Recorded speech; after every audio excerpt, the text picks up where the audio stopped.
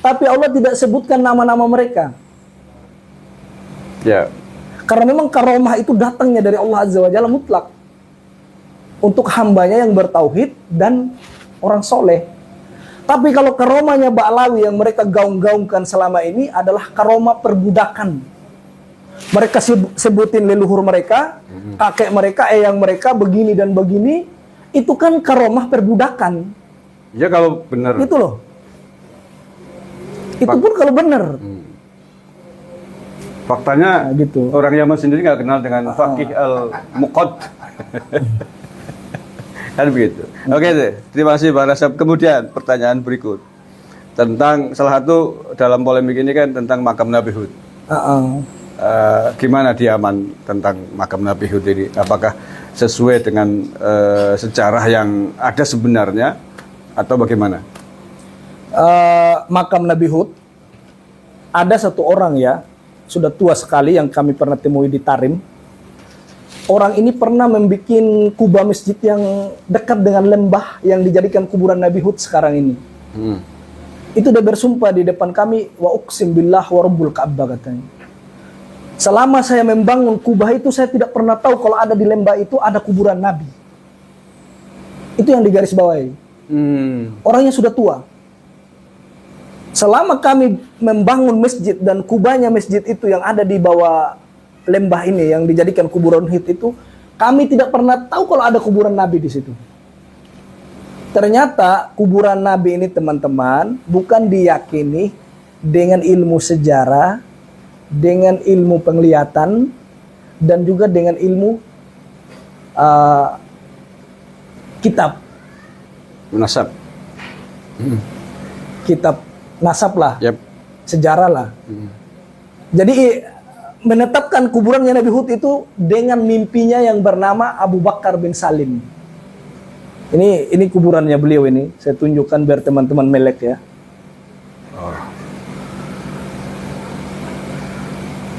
Ini saya datang di Tarim, saya tunjukkan ke teman-teman lab. Ini. Oke. Nanti dikirim ya. Boleh. Ini kuburannya mereka sangat fenomena yang sangat terkenal. Ini tidak ada sama sekali tertulis Syed atau Habib atau Al-Habib. Langsung Syekh Abu Bakar bin Salim. Karena di Yaman itu menulis suatu kuburan Syekh atau Al-Habib itu aib. Aib. Hatta Bawazir yang jelas nakobanya adalah Bani Hashim, keturunannya Abbas radhiyallahu anhu, mereka meninggal nggak dipanggil Syed kok. Kuburannya nggak ditulis Syed. Aib di sana apa ya? Cuma di Indonesia ini saya lucu. Kuburan asli palsunya semua Al-Habib. Al-Habib. Itu kenapa di sana dianggap aib? Karena kan memalukan. Mereka kan sejak kapan ngaku durian Nabi? Oke. Sejak kapan? Artinya kalau mereka pakai gelar Habib di sana, orang sana udah tahu semua gitu ya? Makanya orang sendiri. Yaman, saya wawancara orang Yaman itu, mereka itu bukan orang benar, itu mereka orang Syiah. Mereka itu keturunan Fatimiyah yang pernah dihancurkan oleh siapa dulu? Abdul Qadir. Berkuasanya Utsmaniyah itu, setelah Utsmaniyah. Ya dinasti Fatimah itu. Dinasti Fatimah yang ngaku-ngaku durian Nabi itu. Terbawalah sampai di Yaman. Gitu loh. Di Yaman sendiri ngaku Habib malah malu. Malu. Karena tahu boroknya mereka. Iya. Indonesia kalau disembah-sembah dicium kakinya.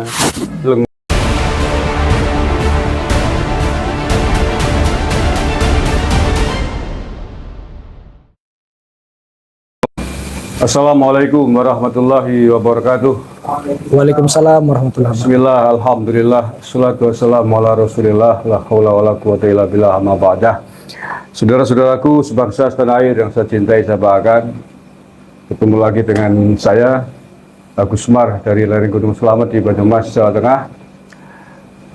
Bersama saya ada beliau Bang Nasab palsu, alumni Yaman.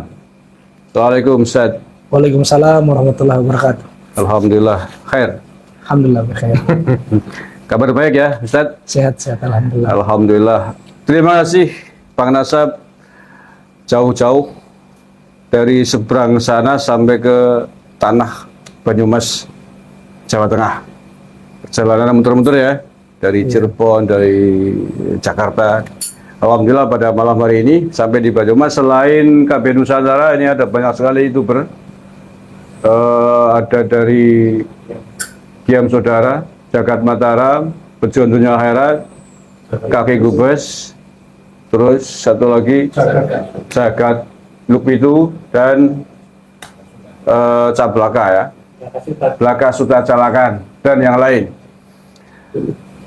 Sekali lagi alhamdulillah, terima kasih Bang Nasab atas kehormatannya panjenengan bisa hadir di Banyumas. Tentu sebagaimana jagat medsos pasti sudah tahu dengan nama Bang Nasab yang mengikuti polemik Nasab dan polemik klan Pahlawi Yaman di tanah air, dan juga di Yaman juga ramai ya, saya dengar-dengar. Oke, baik. Sebelum saya mengajukan beberapa pertanyaan yang mungkin juga dinantikan atau ditanyakan oleh netizen, oleh banyak orang. Bang Nasab di Yaman berapa tahun? Hampir 2 tahun lebih lah Oke, sekitar itu. Dalam rangka belajar ya? belajar. Kuliah di sana? Ya, Oke. Perlu disebutin nggak kampus tadi? nggak usah. Nggak usah. Oke. Pak Nasab, kita semua tahu di tanah air isu Nasab, isu Pahlawi, polemik Pahlawi yang berawal dari polemik Nasab. Polemiknya kan berkembang sekarang. Tidak hanya persoalan Nasab, tapi persoalan sejarah, persoalan DNA dan lain sebagainya, itu sudah 2 tahun lebih di tanah air dan sampai hari ini belum kelar di Indonesia, tanah air belum selesai. Dan kita semua menyimpulkan bahwa polemik ini berbahaya kalau tidak segera diselesaikan.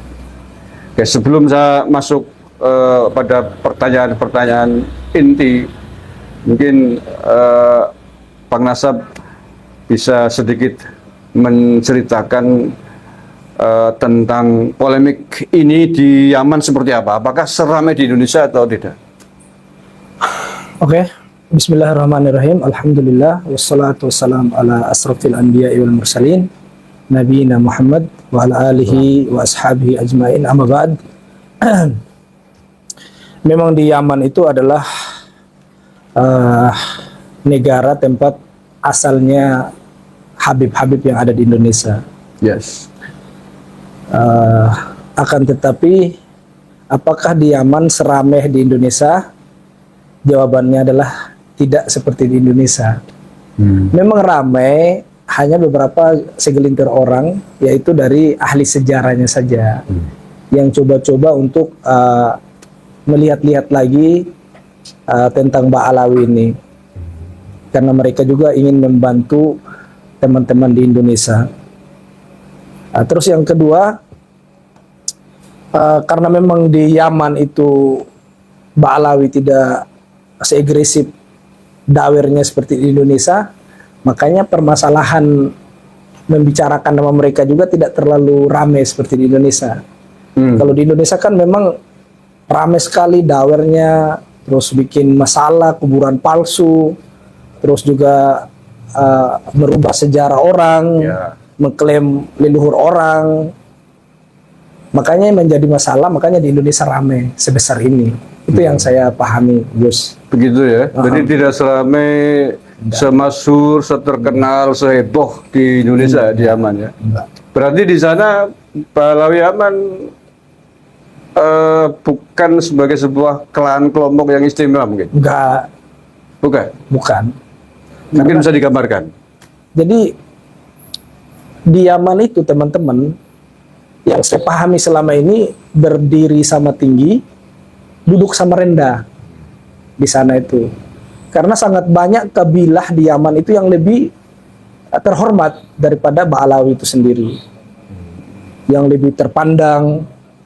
Di antaranya kan yang terpandang di Yaman itu kan seperti kabilah Al-Kathiri, yang pecahannya bin Tholib dan yang lainnya itu.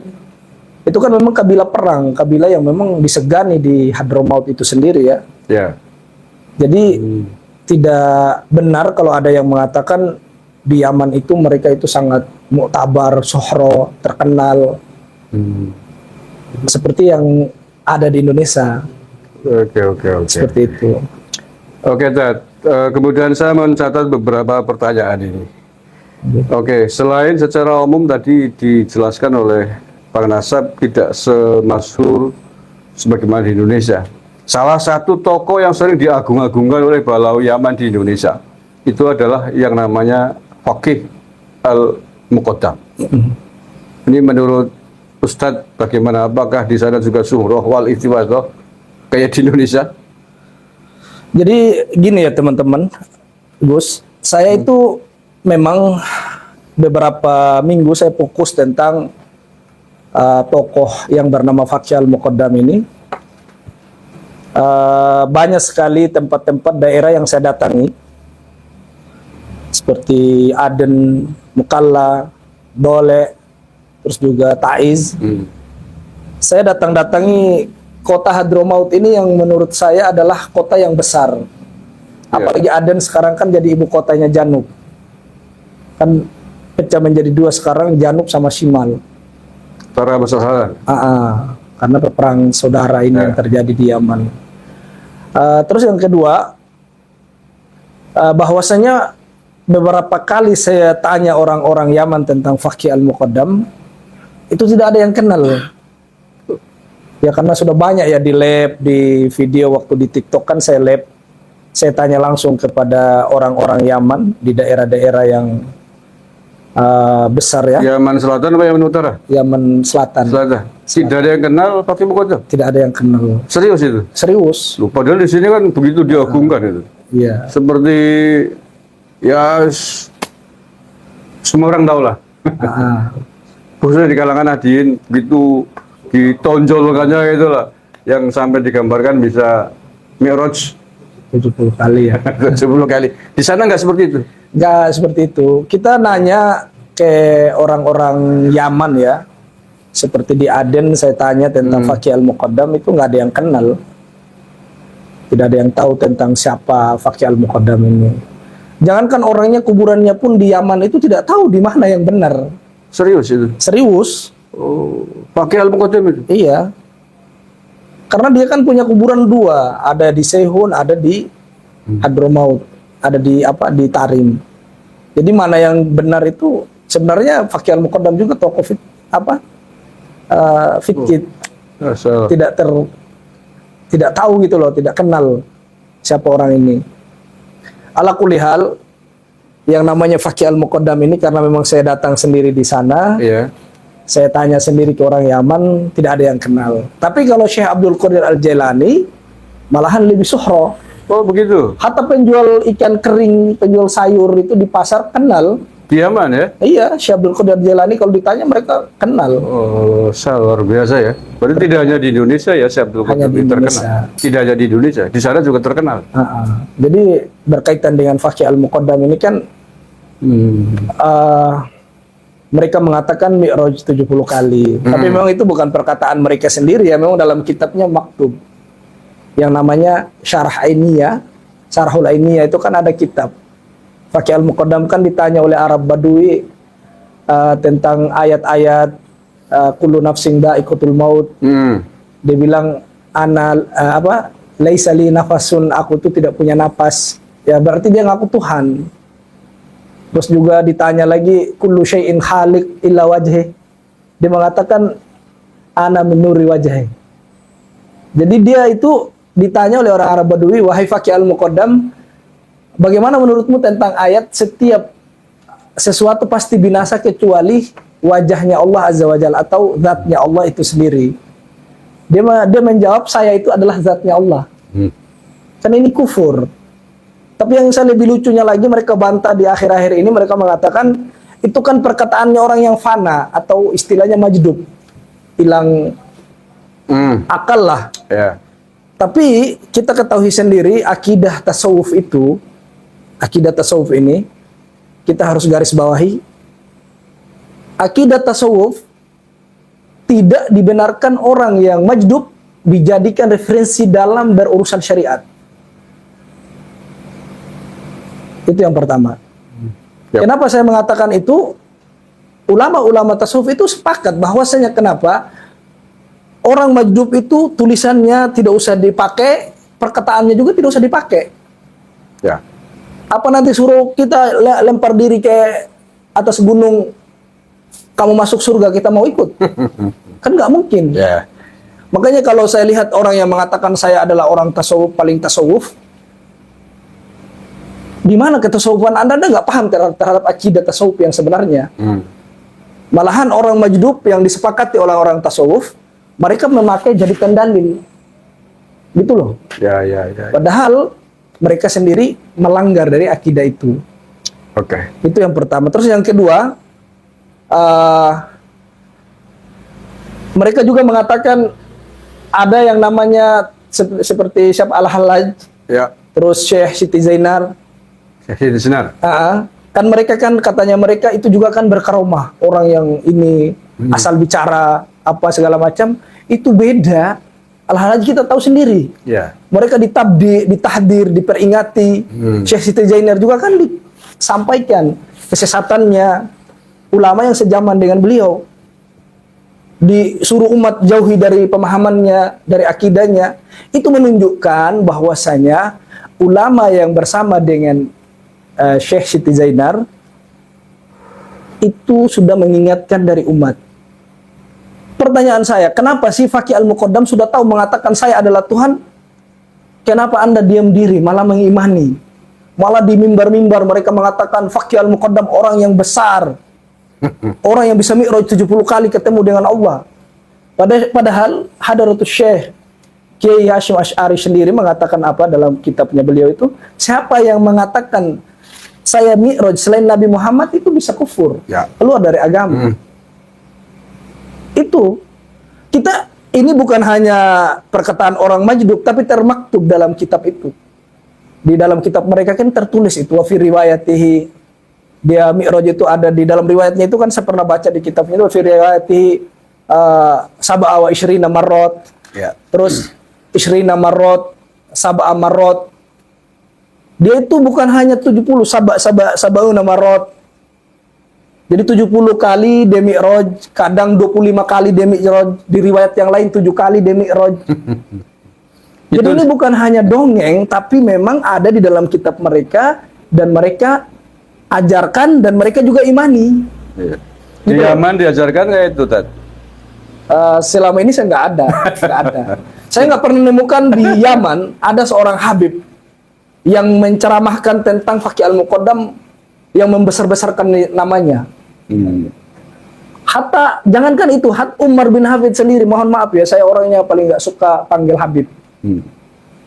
Umar bin Hafid sendiri tidak pernah saya dapati satu kaul dia membesarkan Faqih Al-Muqaddam. Kira-kira kenapa itu di sana tidak pernah disebut-sebut di sini? Ya karena orang Yaman paham. Oke. Nanti malah dicatat. Iya dia viral ya? kan, pasti apa ini orang nggak jelas masa bisa mi'raj. Kalau di sana di Yaman beda dengan di Indonesia. Iya. Kalau di Yaman itu sebodoh-bodohnya orang pasti punya hafalan Quran. 5 2 juz, 5 3 juz, dan 5 juz. Yang kami pahami begitu. Oke. Kemudian pertanyaan berikutnya, Pak Nasab.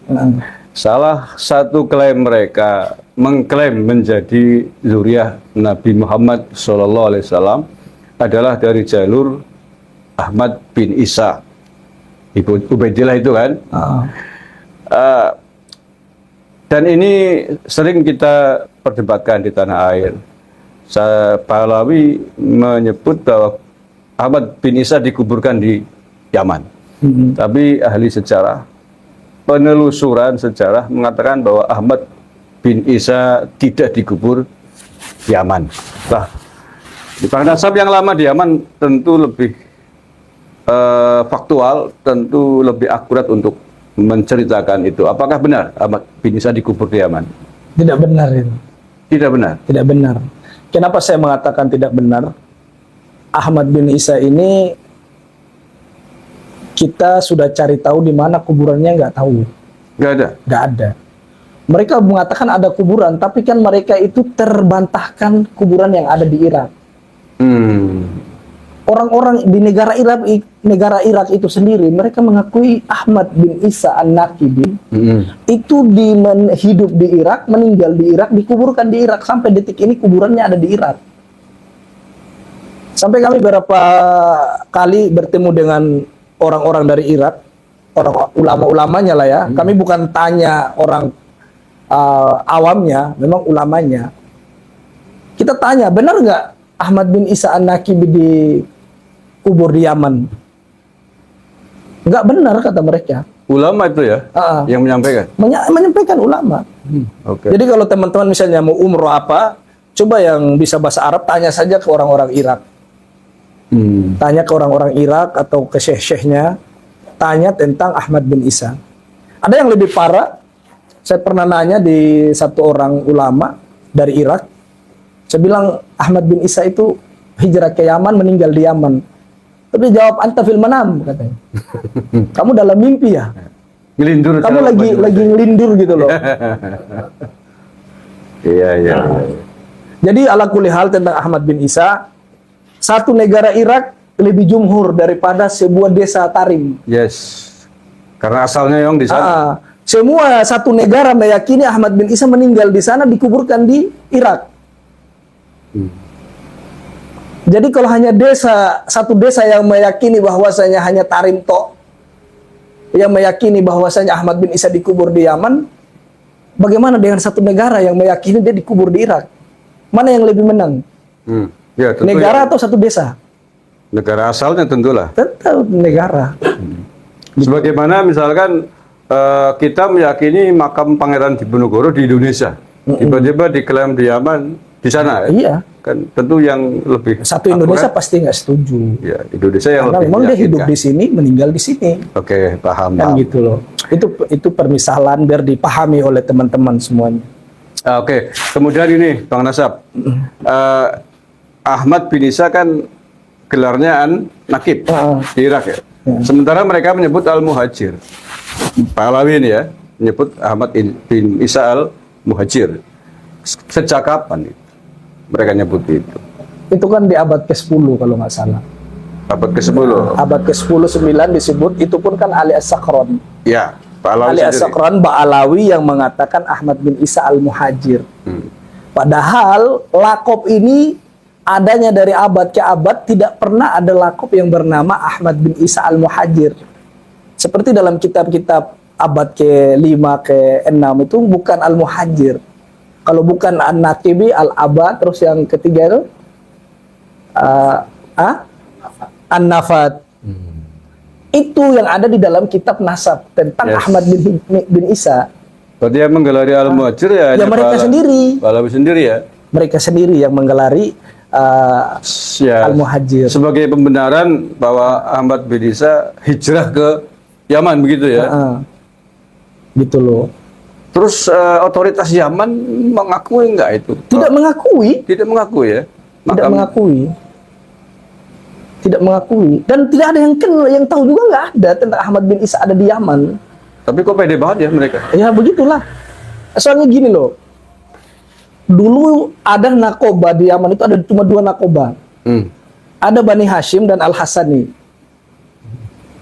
Ba'alawi, sebagian Ba'alawi itu masuk ke nakoba Bani Hashim. Itu ahli tarikh. Saya kalau di Yaman dibolehkan untuk video orang-orang yang saya tanyakan ke ahli sejarah, itu sudah rungkat dari Yaman sebenarnya. Gitu loh. Jadi kita tanya tentang ahli sejarah tentang bahwasanya Ba'alawi ini dulu memang mereka ngakunya Bani Hashim. Tapi kan orang-orang Bawajir ini tidak setuju karena tidak musajar ke Bawajir mereka. Tidak tahu akar pohonnya, cabang pohon dari mana, gitu loh. Makanya di tahun apa itu saya lupa, mereka itu keluar dari Bawajir, jadilah Alawiyah. Atau di sana pun nggak ada nakobanya. Nggak ada nakobanya. Kalau Bani Hashim ini kan di mana-mana ada, di Maroko ada. Di Madinah ada mereka Bani Hashim. Di Yaman ada? Di Yaman ada Bani Ada Hashim, ya? ada. Jadi beberapa narkoba mereka punya di seluruh Indonesia, di seluruh dunia gitu loh.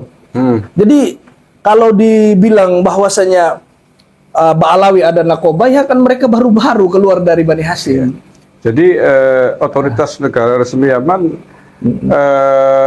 ada di sana ya narkoba resmi Said Bani Hashim di sana. Ada. Ada. Mereka Kemudian ada. Dan narkoba- mereka ada rumah besar malahan. Ada ya? Rumah besar mereka itu adanya di Kuil Bawazir. Itu diakui oleh negara. Diakui. Diakui. Oke. Kemudian narkoba ini mengakui nggak nasab Ba'alawi sebagai Zurah Said? Tidak.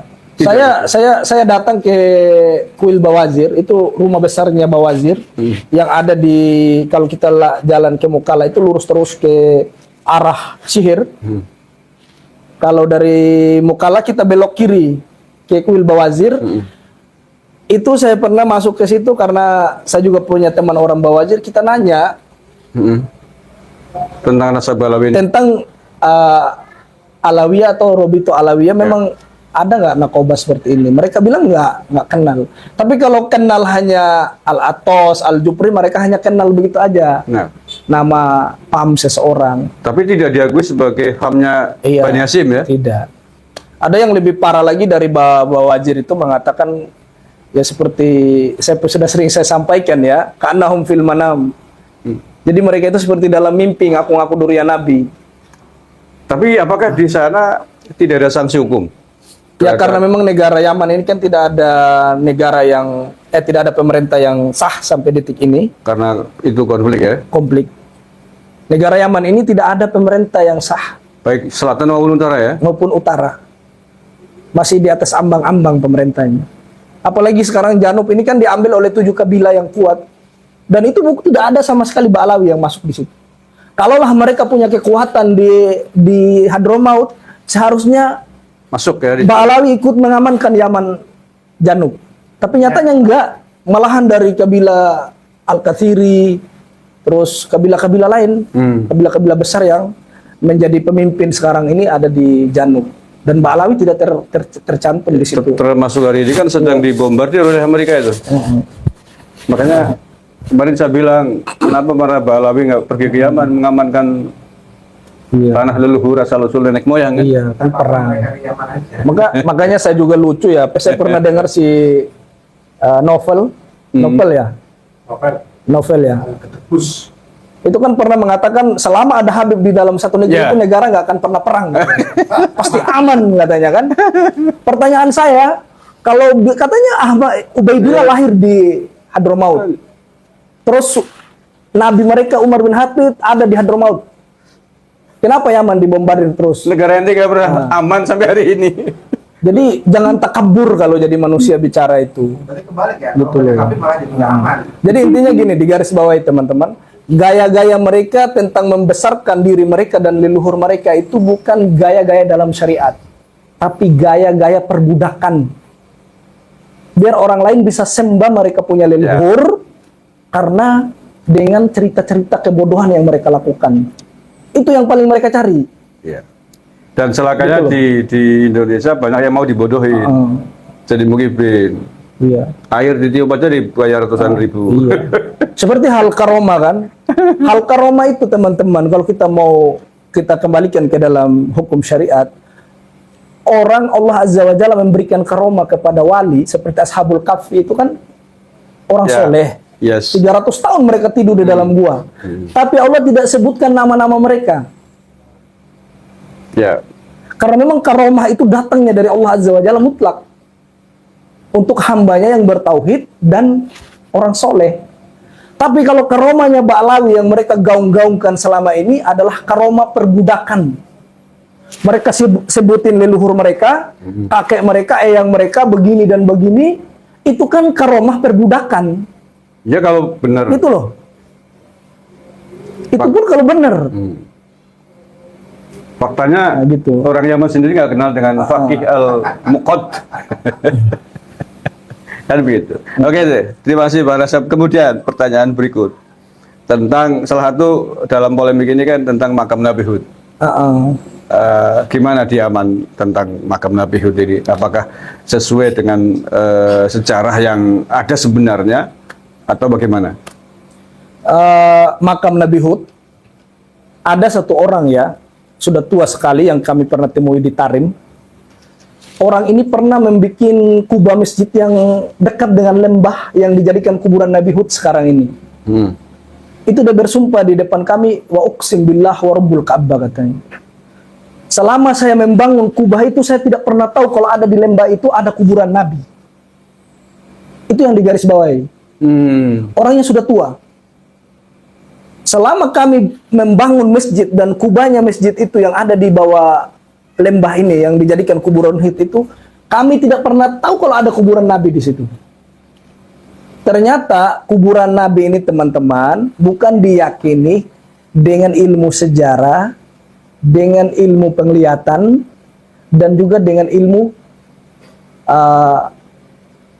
kitab. Nasab. Kitab nasab lah, Yap. sejarah lah. Jadi menetapkan kuburannya Nabi Hud itu dengan mimpinya yang bernama Abu Bakar bin Salim. Ini kuburannya beliau ini. Saya tunjukkan biar teman-teman melek ya. Oh. Ini saya datang di Tarim, saya tunjukkan ke teman-teman lab. Ini. Oke. Nanti dikirim ya. Boleh. Ini kuburannya mereka sangat fenomena yang sangat terkenal. Ini tidak ada sama sekali tertulis Syed atau Habib atau Al-Habib. Langsung Syekh Abu Bakar bin Salim. Karena di Yaman itu menulis suatu kuburan Syekh atau Al-Habib itu aib. Aib. Hatta Bawazir yang jelas nakobanya adalah Bani Hashim, keturunannya Abbas radhiyallahu anhu, mereka meninggal nggak dipanggil Sayyid kok. Kuburannya nggak ditulis Sayyid. Aib di sana Pak ya? Cuma di Indonesia ini saya lucu. Kuburan asli palsunya semua Al-Habib. Al-Habib. Itu kenapa di sana dianggap aib? Karena kan memalukan. Mereka kan sejak kapan ngaku durian Nabi? Oke. Sejak kapan? Artinya kalau mereka pakai gelar Habib di sana, orang sana udah tahu semua gitu ya? Makanya Mempermalukan orang sendiri. Yaman, saya wawancari orang Yaman itu, mereka itu bukan orang benar, itu mereka orang Syiah. Mereka itu keturunan Fatimiyah yang pernah hancur, dihancurkan oleh siapa dulu? Sabdul Qadir? Berkuasanya Utsmaniyah itu, setelah Utsmaniyah. Ya dinasti Fatimah itu. Dinasti Fatimah yang ngaku-ngaku durian Nabi itu. Terbawalah sampai di Yaman. Gitu loh. Di Yaman sendiri ngaku Habib malah malu. Malu. Karena tahu boroknya mereka. Iya. Indonesia kalau disembah-sembah, dicium kakinya, lengup. Makanya ini teman-teman, seperti contohnya ini ya. Contohnya di kuburan ini, di Jambal ini. Ini kan saya datangi di kuburan leluhur mereka. Ini semua kuburan, ini saya baca tulisan nggak ada Al-Habib atau Sayyid. Yang begini banyak kuburan. Dan yang lebih lucunya lagi, kalau nggak ada orang Indonesia dengan orang Malaysia atau negara-negara lain, sepi aja kuburannya. Makanya kalau ada orang-orang yang datang umroh itu ya, lewat Tarim, yang perempuan campur dengan laki-laki apa itu, orang Yaman itu kadang bilang begini sama kita, malakum ya akhi, katanya. Ada apa dengan, malah ada Indonesia. Ada apa sih dengan orang Indonesia ini, katanya. Jadi kita dilihat itu kayak orang yang aneh, yang lucu gitu loh. Kita datang jauh-jauh dari Indonesia berziarah ke leluhur mereka, ke kuburan sana, itu orang Yaman sendiri tuh, ada apa sih dengan kalian ini gitu loh. Jadi itu sebenarnya saya malu kan, karena dengar sendiri omongan mereka gitu. Heran gitu ya? Heran. Kata mereka yang lebih utama itu kakek kalian, orang tua kalian, ibu kalian, nenek kalian, ziarahi. Ngapain ke sini gitu loh. Apalagi makam-makam itu makam palsu kan? Iya. Yang tidak apalagi jelas. belum jelas apa mereka durian Nabi apa enggak. Itu kan, jadi saya garis bawahi di sini, teman-teman yang di Nusantara, cobalah terbuka otak-otak kalian, pikirannya itu apalagi percuma sekolah, jadi pelajar, punya kecerdasan. Orang-orang Nusantara tuh orang cerdas. Masa kita nggak gunakan kecerdasan malah datang ke sana di tempat orang? Atau jangan-jangan mungkin ada unsur sihir? Wallahu a'lam bishawab.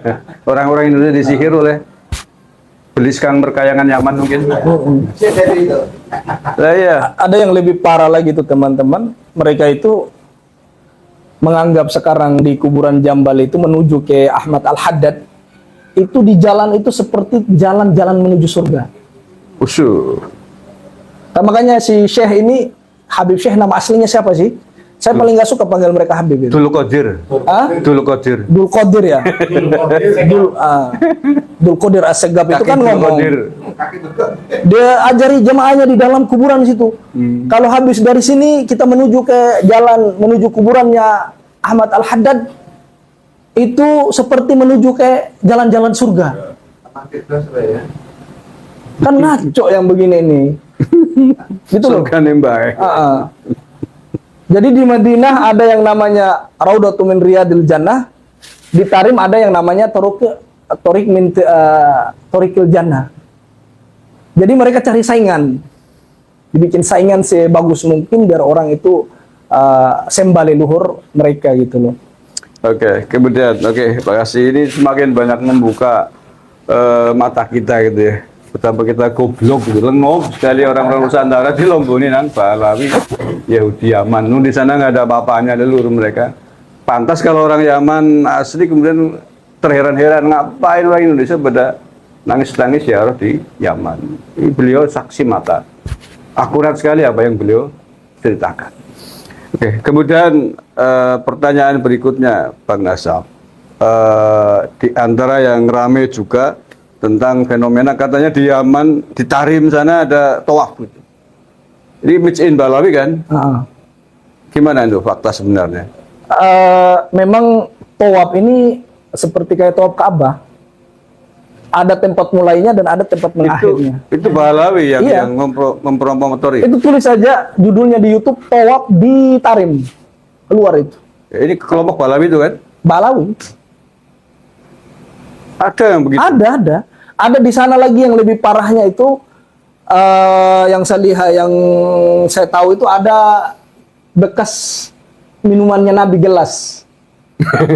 Jadi mereka mengatakan Nabi pernah datang ke Tarim, minum air dan gelasnya Nabi lupa di situ dan sekarang gelas itu dijadikan termasuk tempat berkhurafat juga.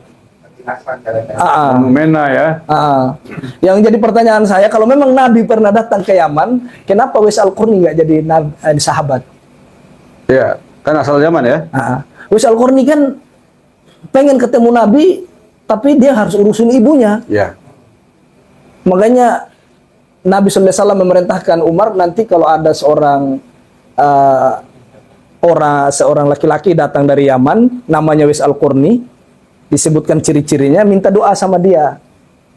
Sampai di Mekah, Umar pun tanya, mana kabilah dari Yaman, apakah ada yang bernama Wais Al-Qarni dari kalian, segala macam lah. Ala kulli hal, di sini yang saya paling jadikan poin adalah bahwasanya kalau memang Nabi pernah datang minum air di Tarim, kenapa orang-orang yang seperti Wais Al-Qarni tidak jadi sahabat, malah jadi tabi'in sampai detik ini? Wais Al-Qarni bukan Balawi kan? Bukan. Nah, jangan-jangan lama-lama diklaim sebagai Balawi.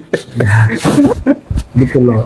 Jadi terbantahkan, dan kami juga lihat sendiri apa yang mereka lakukan. Dan di Tarim itu lengkap teman-teman.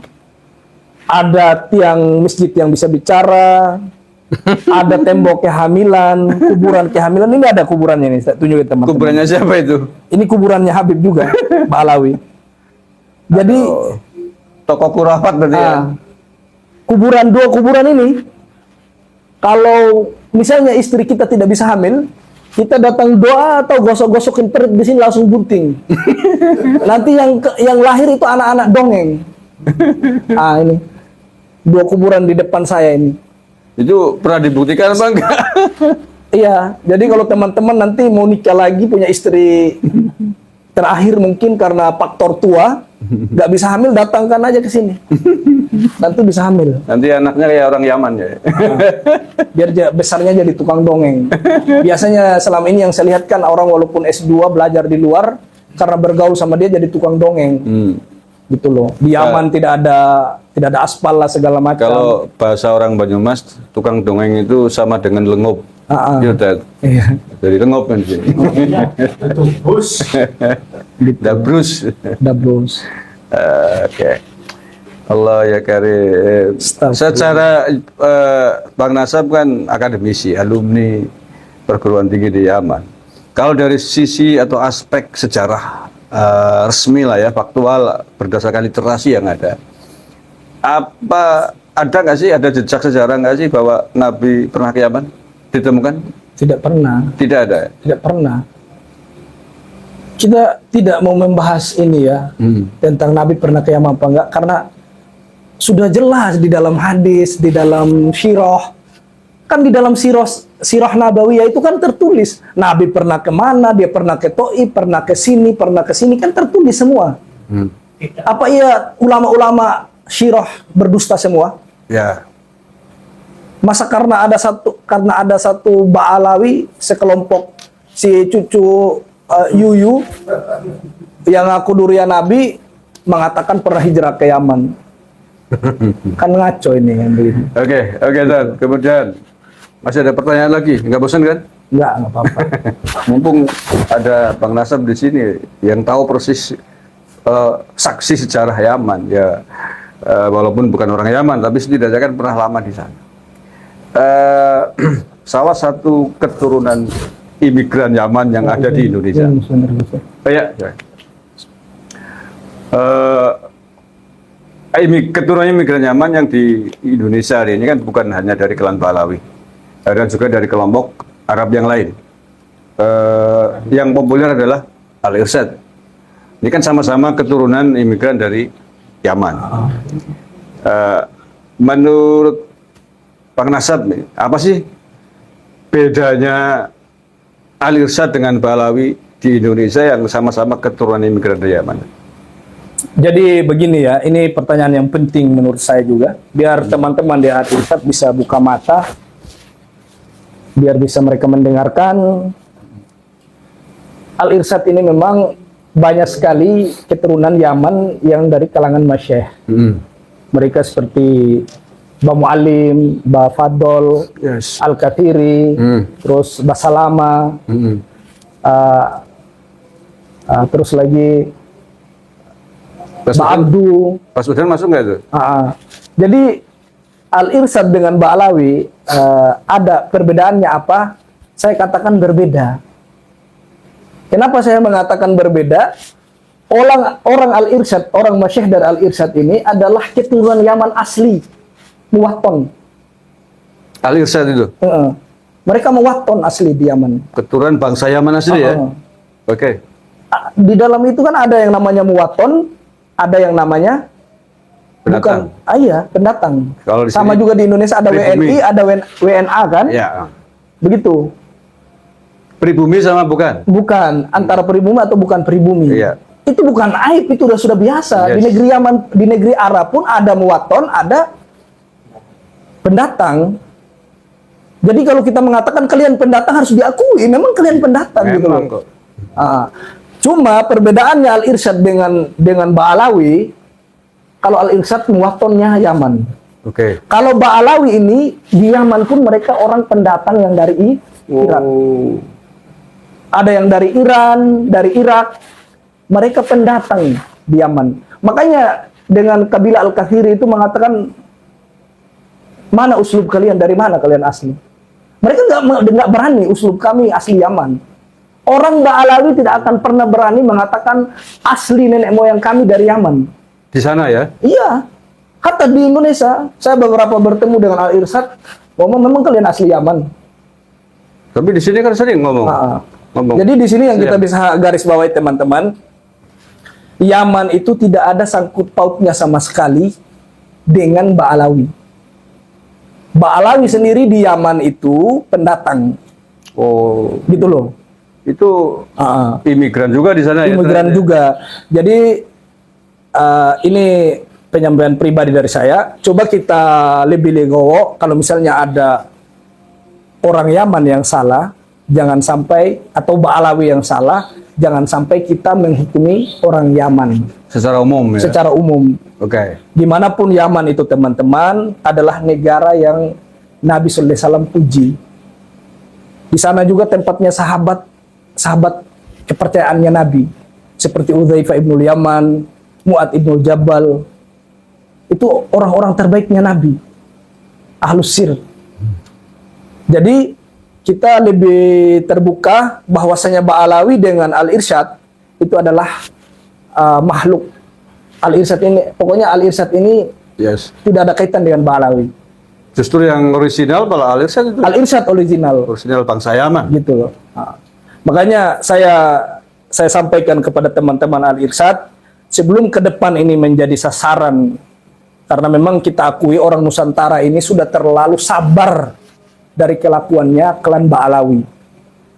Coba buka yang sebenarnya, sampaikan kepada orang Nusantara bahwasanya Ba'alawi ini adalah orang yang memang sangat kacau gitu loh, Problematik. problematik. Tidak hanya di Indonesia ternyata ya. Agar kedepannya anak cucu teman-teman dari Yaman tidak jadi olok-olokan, tidak jadi kena imbas. Ya. Coba teman-teman dari Al-Irsyad Angkat tolong suara ya. angkat suara, tolong disampaikan bahwasanya Yaman tidak ada sangkut pautnya. Kenapa saya ini kokoh bahwasanya saya membela terhadap Yaman? Yaman itu ada keutamaan di depan Nabi sallallahu alaihi wasallam. Gitu. Ada sahabat dari sana, ada orang-orang soleh seperti Wais Al-Qurni yang kita ceritakan. Ya. Itu. Terus juga banyak sekali teman-teman yang lulusan Yaman yang belajar di sana. Seperti itu.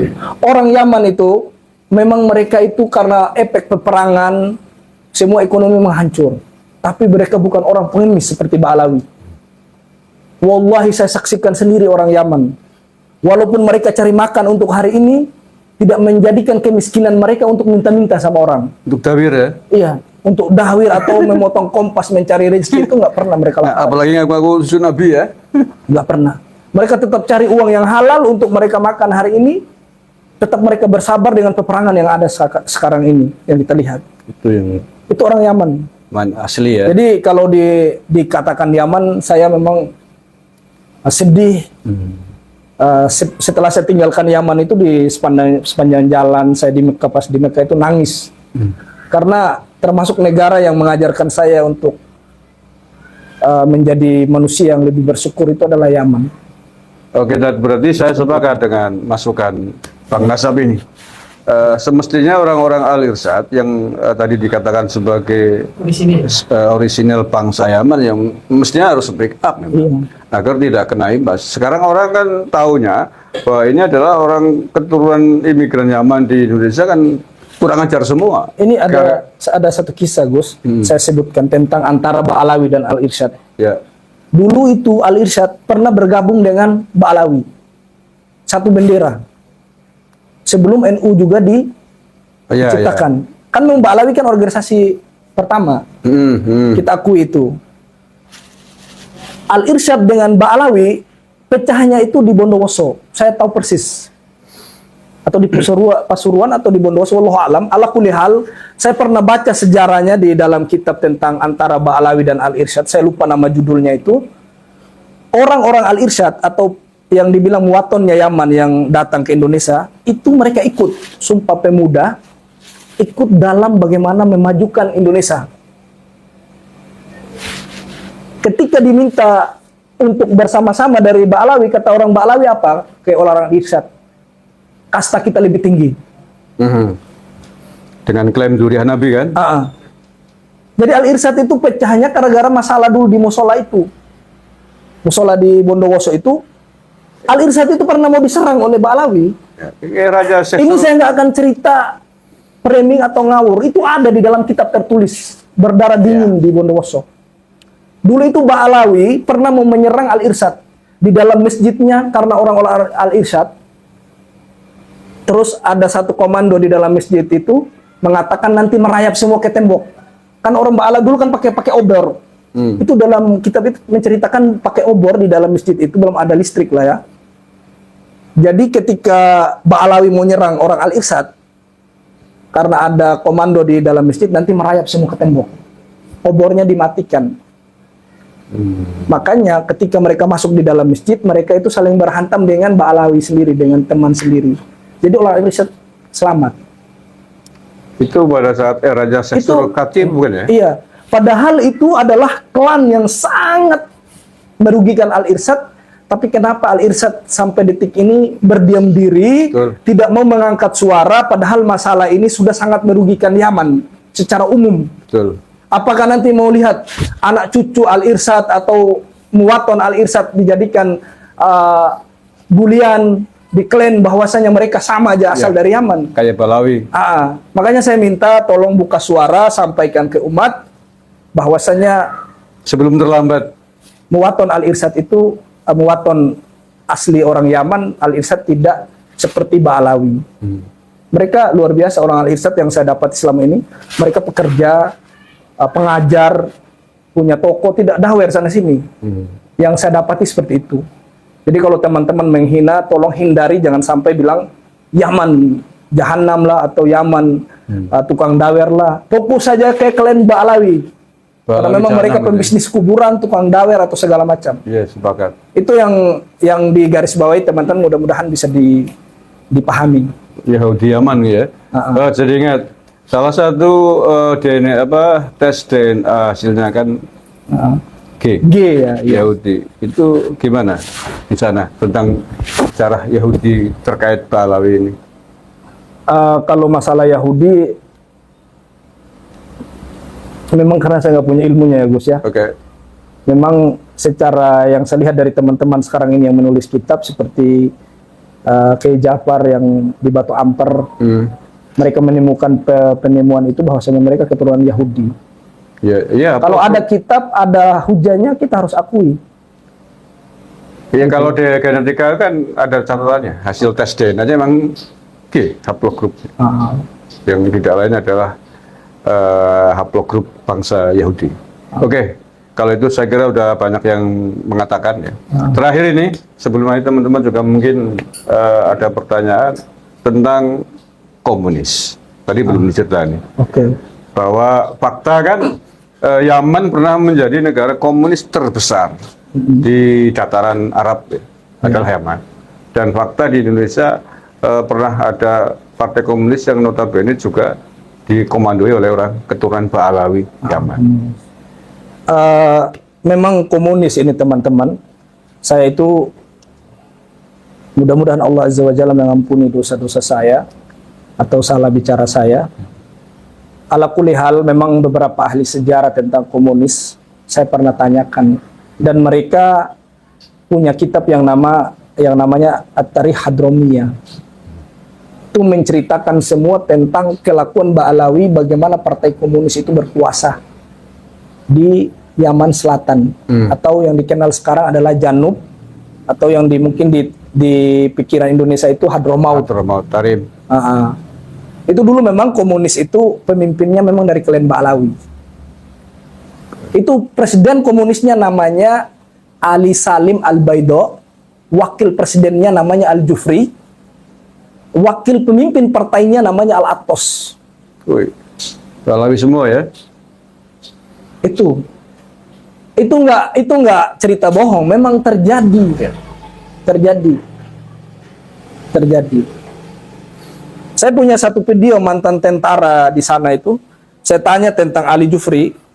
Beliau menyampaikan ke saya, dia adalah orang yang dobit besar. Ini beliau.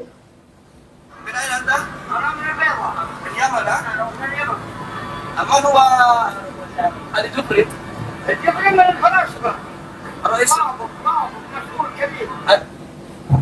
Ali Jufri minum falasifa. Falasifa kan komunis. Oke. Masyhur dari gitu ya? Masyhur, kata beliau, sangat terkenal. Ali Jufri itu adalah wakil presiden dari partai komunis. Yaman. Sangat besar kedudukannya.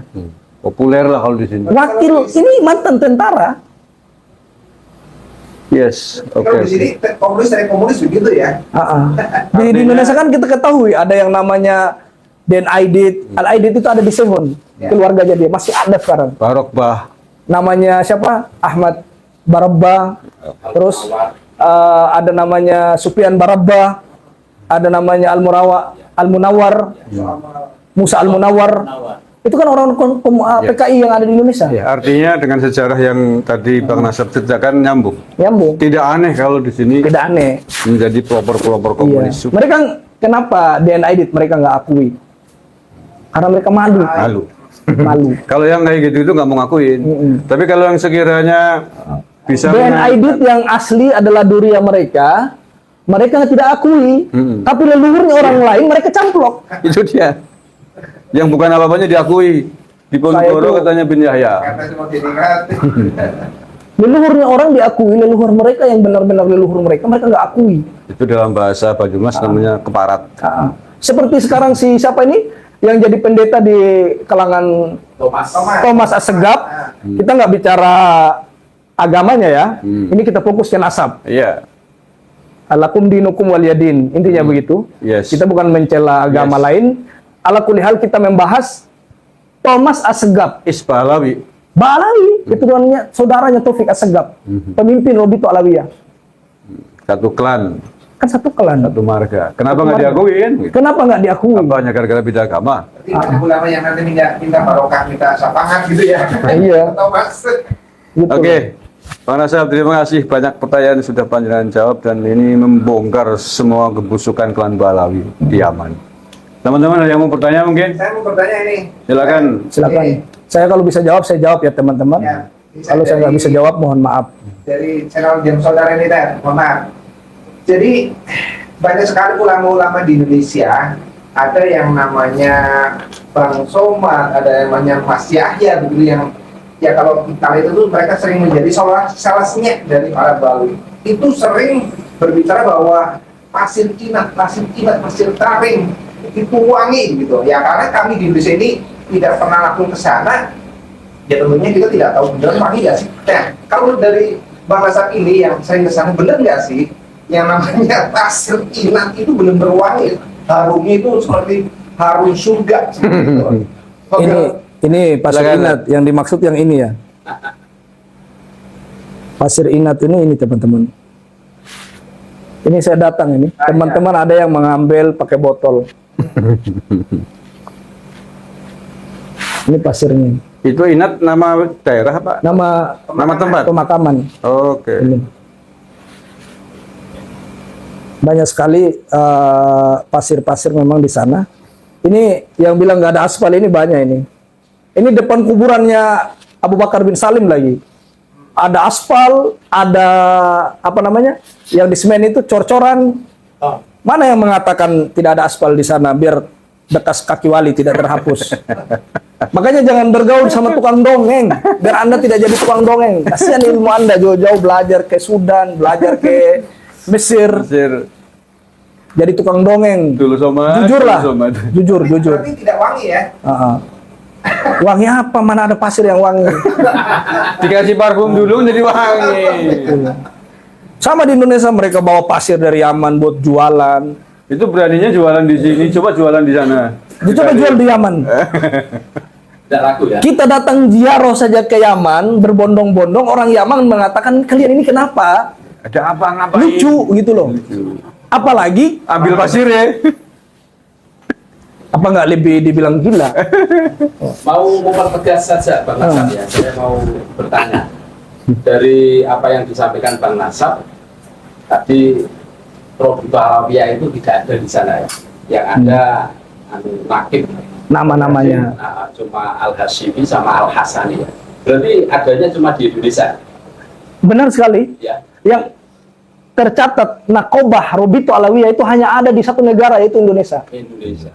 Jadi kalau Pak Kiai-Kiai NU ini menghancurkan Robito, tidak ada penguatnya. Kalau Bani Hasim di sini diruntuhkan, di Maroko masih ada. Ada. Di Madinah ada. Dia punya. Di Yaman juga ada. Mereka punya rumah besar. Bani Hasim. Rumah besar Bawazir. Ya. Kalau Robito Alawiyah, saudara NU langsung mengatakan Mbak Alawi bukan durian Nabi. Hapus itu Robito, udah harus hilang. Selesai. Berarti bubarkan saja. Bubar. Bubarkan ya? Ya kalau saya sih Bubarkan. bubarkan daripada menjadi tempat kiblat pembodohan, pencucian otak, Khurafat. khurafat, Dongeng, dongeng, segala macam. Itu loh. kelengoban. Itu. Dah, terima kasih Bang Nasab. Ada yang lain? Lagi mungkin. Kita sering menyaksikan ketika seorang dari Yaman, Umar bin Hafid, seolah-olah kalau datang ke Indonesia itu kan istimewa sekali. Pertanyaannya, sejauh apa keistimewaan Umar bin Hafid di Yaman itu sendiri? Nggak ada. Apakah ketika dia datang itu memang keberadaan dia itu memang disembah-sembah oleh santri-santrinya, murid-muridnya, atau memang hanya ada di Indonesia yang seperti itu? Oke, baik. Yang saya tahu sampai detik ini, saya selama di Yaman ya, dia itu cuma hadir di pada 2 tempat di Yaman itu sendiri, di Tarim dan di Mukalla, sama di Sihir. Di Sihir itu pun dekat, cuma mainnya 1 jam 2 jam kalau jalan ke sana. Adapun apakah dia harus datang ke ibu kota Aden, datang ke Taiz ngisi daurah, nggak ada. Dia datang di Sehun kemari, kabar terbaru itu hampir meninggal, mau ditembak dia. Dia ngisi kajian di sana, hampir sampai detik ini nggak berani lagi ke sana. Di mana? Di Sehun. Sehun itu bagian mana? Sehun juga Hadramaut, dekat bandara. Kenapa itu para mau ditembak? Kan di Ya. tempatnya sendiri. Yes, ini kalau masalah beliau saya Politik ya? nggak akan ceritain karena ini pasti nyawa melayang. Oh. Ini langsung Ceritain lah. langsung lepin ya. Enggak. Enggak. Rekaman. Nggak, Tenang aja. jangan. Ada saatnya. Jadi bikin penasaran ini. Ah. Ada apa dengan Al Umar Al-Hafid. Al bin? Ala kulli hal, Umar bin Hafid sendiri, teman-teman, Tarim itu bukan seperti yang diceritakan yang ada di Indonesia. Di Tarim itu ulama Syafi'iyah, dari orang-orang tasawuf yang masih lurus itu banyak sekali di Tarim. Dan setiap hari mereka ingatkan Umar bin Hafid, tinggalkan hal pembodohan itu. Saya nggak bohong, wallahi banyak sekali ulama Syafi'i yang ada di Tarim, dekat markis, sampingan markis dengan dia. Kalau teman-teman dari Tarim mau jujur kepada Allah Azza wa Jal, pasti kalau mereka berani, pasti mereka mengatakan iya. Jadi nggak benar kalau mengatakan Tarim dikuasai oleh Umar bin Hafid. Itu bohong belaka itu. Bohong besar ya? Dia berkuasa hanya di markisnya, hanya sekitar situ saja. Artinya tokoh kecil ya. Bukan siapa-siapa malah. Kecamatan lah istilahnya di situ tempat dia. Hanya berkuasa di situ. Selain keluar dari beberapa ratus meter sedikit kan juga Tarim. Itu banyak yang tidak setuju dengan beliau. Berkuasa dalam arti apa ini? Otoritas keagamaan Dalam markisnya aja. atau otoritas pemerintahan? Pondok. Oh, pondoknya, santrinya pengaruhnya aja. ya? Pengaruhnya di situ aja. Oke. Kalau memang Ba'alawi orang yang berpengaruh, seharusnya kabilah Ba'alawi mereka ikut mengamankan Yaman Selatan. Yes. Tapi Betul. nyatanya kan klan Ba'alawi tidak punya pengaruh di Yaman. Makanya 7 kabilah dari Masyekh yang berkuasa di Yaman Selatan. Ini digarisbawahi. Kalau mereka punya berpengaruh, kalau sampai mereka mengatakan hidupnya Habib di suatu negara adalah amannya sebuah negara, nyatanya mereka nggak punya pengaruh kok di Yaman, mereka nggak dapat kepemimpinan di Yaman. Faktanya negara mereka Gitu loh. amburadul. Ya intinya negara Yaman diuji sama Allah, Ya. kita harus akui itu. Ya, Intinya Ba'alawi ini adalah orang yang bikin gaduh. mungkin gak membohong.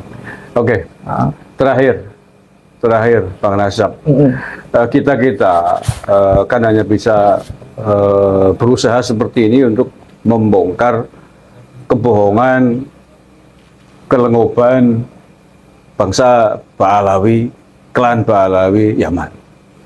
Di Indonesia sudah begitu mengakar ya. Bahkan dengan Robito Alawiyahnya itu mampu menembus dinding-dinding pemerintahan. Dengan segala pengetahuan yang Bang Nasab ketahui itu tentang Yaman, tentang klan Ba'alawi di sana, seperti yang tadi semua sudah diceritakan. Rekomendasi apa yang Bang Nasab ingin sampaikan ke pemerintah Indonesia untuk menghentikan kezaliman ini? Ini kalau saya masukkan umum ya, buat siapapun yang mendengarnya, karena memang pemerintahan yang hakiki itu adalah masyarakat. Kekuatannya pemerintah itu adalah masyarakat. Jadi tetap fokus kepada masyarakat. Dan juga untuk yang dikasih amanah, cobalah jangan sampai Ba'alawi ini seakan-akan orang-orang yang punya kepentingan di negeri ini. Banyak sekali orang kalau lagi mendeklarasikan diri mau jadi pemimpin, datang ke pondok mereka, Ya. seakan-akan mereka lah yang bisa menggerakkan Nusantara ini. Tidak usah. Tidak usah. Terus yang kedua, pemerintah tolong serius, betul-betul memberikan sanksi atau memberikan ketegasan yang keras tentang sejarah-sejarah yang mereka putar balik. Terus juga seperti kuburan palsu, tolong orang-orang yang melakukan ini ditangkap, dipenjarakan. Ya. Sebelum nanti orang-orang Nusantara bergerak secara Menghukumi sendiri. Karena jujur, orang Nusantara sudah terlalu sabar ratusan tahun dari Ba'alawi. Gitu. Saya mengatakan seperti ini bukan karena membenci dalam sebuah suku seseorang, tapi saya mengatakan ini, saya sampaikan ini karena saya cinta namanya Nabi Shallallahu Alaihi Wasallam, itu yang pertama, dan negeri saya, dan juga saudara-saudara saya yang didaweri, yang dibodohi selama ini. Nah, terus terakhir yang saya katakan kepada pemerintah, kalau Habib demo-demo lagi bilang berangkatkan orang ke Palestina perang, suruh kumpulin semua Ba'alawi yang berapa juta di Indonesia, suruh perang semua, ikut. Kami nanti orang Nusantara ikut dari belakang. Ikut biayai. Itu baru gentleman. Mereka selama ini kan orang yang paling jago, paling perang, orang paling pahlawan di Indonesia. Kumpulin dulu Ba'alawi di Monas, berangkatkan duluan ke Palestina, ikut perang, kami orang Nusantara ikut dari belakang. Jangan kami nanti yang jadi ini, tumbal mereka. Seperti saudara kami kemarin membela si Rizik Sihab, tumbal meninggal begitu saja di pinggir jalan. Yes. Di KM 50 itu. Itu gimana, walaupun mereka punya pemikiran, tidak mungkin mereka meninggal seperti itu kalau bukan Ba'alawi yang cuci otaknya. Ya. Itu yang paling penting. Itu nyawa itu, tolong pemerintah. Itu nyawa saudara kami orang Nusantara demi membela si cucu palsu dibunuh begitu saja. Kami akui mereka menyimpang. Mereka menyimpang. Tapi kenapa mereka menyimpang? Karena dicuci otaknya oleh Ba'alawi. Gitu. Tolong tegaskan Habib-Habib yang suka mencuci otak-otak Ba'alawi ini agar mereka berhenti. Ditegas keras. Apakah nanti kami harus menonton lagi teman-teman kami mati terus saling hantam-menghantam meninggal gara-gara membela cucu-cucu palsu ini? Kami nggak mau itu. Gitu loh. Jadi tolong yang berwenang tegas, jangan sampai adanya Habib-Habib yang ekstrim, yang agresif di negeri ini. Kalau bisa dipenjarakan saja atau Sepakat. terserahlah mau diapain, Ya. jangan bikin gaduh lah. Kami tidak pernah mendapati, ya saya pribadi ini teman-teman, saya tidak pernah mendapati kiai dari Muhammadiyah atau kiai dari NU yang kumpulkan orang di Monas untuk demo pemerintah. Saya tidak pernah dapati. Demo apa saja yang ada di negeri ini yang dilakukan adalah Ba'alawi dari Rizik Sihab dan teman-temannya. Saudara-saudara kami disiramin gas air mata apa segala macam di Monas, yang mengumpulkan manusia untuk mendemo pemerintah itu adalah Ba'alawi. Apakah pemerintah mau diam saja seperti ini? Itu loh. Mana tunjukkan saya dari Kiai NU dari Jawa Timur, mau dari Barat, dari Nggak ada. yang mengumpulkan masyarakat. Ayo demo pemerintah karena sudah zalim. Atau dari organisasi Muhammadiyah mengumpulkan organisasinya untuk demo pemerintah. Gak ada. Kalaupun ada ya kecil karena korban doktrin. Ya korban. Tapi orang-orang Ba'alawi bisa mengumpulkan orang seperti 212 mendemo pemerintah yang sudah sah. Mereka suka bikin gaduh di negeri orang. Kami nggak mau negeri kami seperti di Suriah, di Lebanon, di Yaman, Afghanistan. Betul. Mati seperti ini, nyawa ini nggak bisa begitu. Tolong pihak pemerintah, ini pesan dari saya, tolong tegasin orang-orang yang seperti itu. Kalau kan banyak usulan, Pahlawi Yaman dipulangkan saja ke sana, ke Yaman, diusir. Itu kira-kira kalau diusir betul, dipulangkan, Yaman, orang Yaman asli mau nerima nggak kira-kira? Belum tentu terima. Ya nanti kan ada prosedur.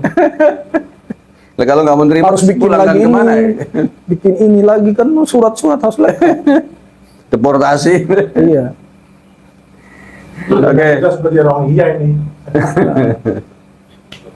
Oke, Pak Nasab, ada lagi yang mau disampaikan atau cukup? Sementara Ya, cuma mungkin itu saja. itu aja. Nah, Oke. Terima kasih Pak Nasab.